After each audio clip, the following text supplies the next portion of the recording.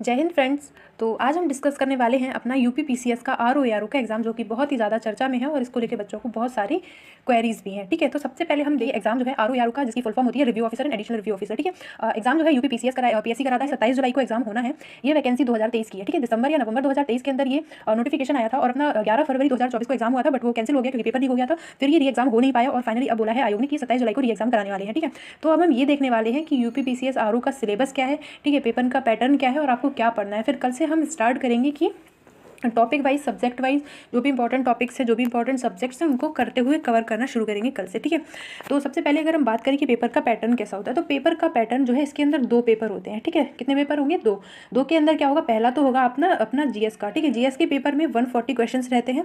हर question 1 number का होता है, इसीलिए हमने @1 मार्क लिखा हुआ है। ठीक है, हर क्वेश्चन 1 नंबर का। ऐसे हिंदी के अंदर 60 क्वेश्चन होते हैं। हिंदी का पेपर जो होता है उसमें भी 1 क्वेश्चन 1 नंबर का होता है। नेगेटिव मार्किंग भी होती है, ये भाई याद रखना। आपका क्वेश्चन पेपर टोटल 200 नंबर का होगा, ये आपको याद रखना। इसके पेपर के लिए आपको 2 आवर्स का टाइम मिलता था, हिंदी के लिए 1 आवर का टाइम मिलता है। ठीक है, कंबाइंड होगी तो आपको 3 घंटे का टाइम मिलेगा और आपको 200 क्वेश्चन करने होंगे। ठीक है, अब हम देखेंगे कि सिलेबस क्या है। सबसे पहले हमें पढ़नी है हिस्ट्री। ठीक है, हिस्ट्री अपनी इंडिया की, इसके अंदर आ जाएगी अपनी एंशियंट हिस्ट्री, अच्छे से कर लेना, और मॉडर्न मेडिवल हिस्ट्री कर लेना। ठीक है, इसमें बहुत ज़्यादा टाइम मत देना क्योंकि ये क्वेश्चन कई बार ऐसे आते हैं जो आप बना नहीं पाओगे, चाहे कितना पढ़ लो। ठीक है, उसके बाद अपना आता है मॉडर्न हिस्ट्री। मॉडर्न हिस्ट्री बहुत इंपॉर्टेंट है, जो ये इंडियन नेशनल मूवमेंट है, ये बहुत इंपॉर्टेंट है, मोस्ट इंपॉर्टेंट।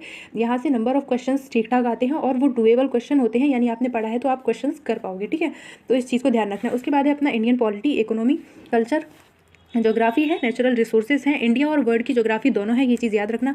स्पेशल अपना आ जाता है ये पॉपुलेशन। ठीक है, पॉपुलेशन, ठीक है, ecology, urbanization and Indian context में आपको बताना है इंडिया का एनवायरनमेंट, इंडिया की इकोलॉजी, इंडिया का पॉपुलेशन, इंडिया का अर्बनाइजेशन। ठीक है, पॉपुलेशन से क्वेश्चन बहुत ज़्यादा आते हैं, इसको तो अलग से कर लेना। ठीक है, इससे क्वेश्चन 2-3 तो पक्का आने ही है। ठीक है, और इसके साथ आप कर सकते हो अर्बनाइजेशन, इंफ्रास्ट्रक्चर से रिलेटेड क्वेश्चन आ जाते हैं। ठीक है, ये टॉपिक इंपॉर्टेंट है।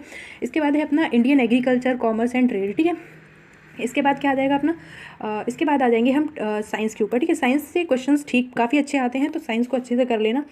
वैसे तो टॉपर्स बोलते हैं आप ल्यूसेंट से कर सकते हो, या फिर आप कहीं भी कोई पेड कोर्स आपने लिया हुआ है तो वहाँ से भी साइंस कवर कर सकते हो, लगभग आपका कवर हो जाएगा। ठीक है, साइंस के बाद अपने आ जाते हैं करंट इवेंट्स। ठीक है, करंट इवेंट्स मतलब ये अपना करंट अफेयर्स। ठीक है, करंट अफेयर्स के लिए ज़्यादातर जो है आई दृष्टि या फिर घटनासार का जो ईयरली मैगजीन आता है उसको प्रेफर करते हैं, तो आपको जो भी ईजी लगे, कंफर्टेबल लगे, आप वो कर सकते हो। या अपना specialize knowledge, education, culture, agriculture, industry, UP के बारे में। ठीक है, ये यूपी स्पेशल की आपको पता होना चाहिए। यूपी का इकोलॉजी क्या है, यूपी का ज्योग्राफी क्या है,